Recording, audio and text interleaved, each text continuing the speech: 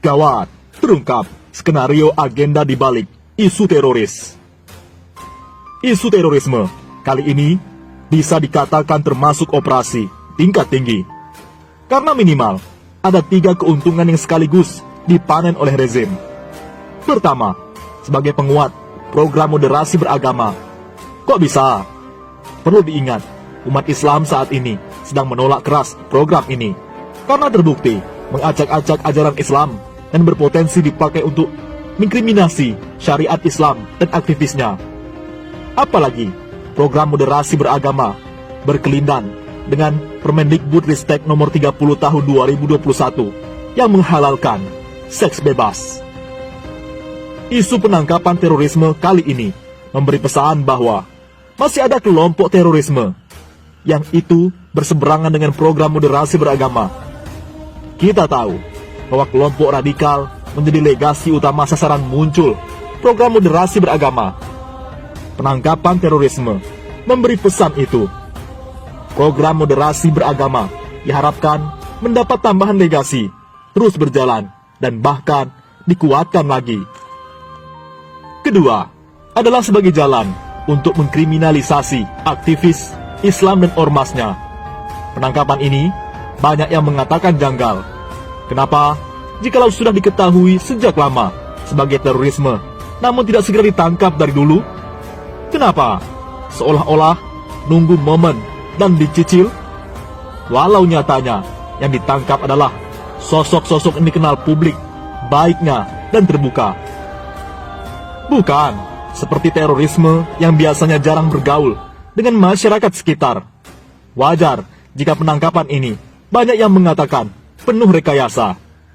Apalagi dikaitkan dengan pesan Buya Tengku Zulkarnain ketika masih hidup menyampaikan ke Kiai Haji Ma'ruf Amin kekhawatiran rekayasa dan makar untuk membubarkan umat Islam, yakni HTI dan FPI, jika tidak dicegah akan menyasar MUI juga. Buya telah membaca rekayasa dan makar kuat ke arah sana. Pesan pengingat sudah disampaikan, namun ternyata dibiarkan, bahkan diaminkan. Dan kekhawatiran itu pun benar terjadi. HTI dan FPI pun penuh rekayasa dibubarkan. Bandul stigmatisasi buruk buzzer RP menggeser ke MUI. Dengan jalan ditangkapnya 3 ustadz dengan tuduhan terorisme, langsung disamar oleh buzzer RP, membangun opini pembubaran MUI. Penangkapan ini nampaknya jelas untuk pengkondisian itu. Ketiga, adalah untuk menutupi kasus-kasus besar. Masih segar dalam ingatan, masyarakat sedang menuntut keadilan kepada rezim atas tindakan zolim pejabat yang memanfaatkan kesusahan rakyat untuk bisnis pribadinya tatkala pandemi COVID. Juga korupsi bansos pandemi yang tidak mampu mengungkap aktor intelektual dan kemana dana itu mengalir. Siapa yang menikmatinya? Kasus-kasus tersebut sudah dilaporkan oleh masyarakat ke penegak hukum, baik KPK, BPK, hingga kepolisian. Opini dan geliatnya begitu kuat, mampu membuka dan menelanjangi kebobrokan penguasa. Naiknya isu terorisme ini diharapkan mampu meredam dan menutupi kasus-kasus besar yang ada. Dan jika kita lihat polanya, sering berulang.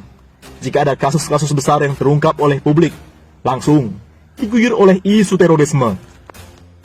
Sungguh lucu, terorisme saat ini tidak perlu legasi kerusakan atau adanya bom lagi. Cukup narasi dia terkait kasus ini dan itu. Dengan itu bisa langsung menangkapnya, dan opininya di blow up begitu besar. Harapannya bisa menutupi kasus-kasus yang menunjukkan kebobrokan rezim. Sungguh makar yang luar biasa. Namun jangan sedih dan berkecil hati. Sungguh makar Allah Subhanahu wa Ta'ala lebih baik dan lebih dahsyat dari itu semua. Bagi Allah Subhanahu wa Ta'ala sangat mudah membuka aib seseorang dan rezim, dan sangat mudah pula untuk mempergilirkan kekuasaan. Saatnya naik dan titik tertentu diturunkan oleh Allah Subhanahu wa Ta'ala. Turun dengan terhormat ataukah dipaksa turun dengan kehinaan. Wallahu alam bisawab. Ditulis oleh Gus Uwik, peneliti Pusat Kajian Peradaban Islam. Mengejutkan.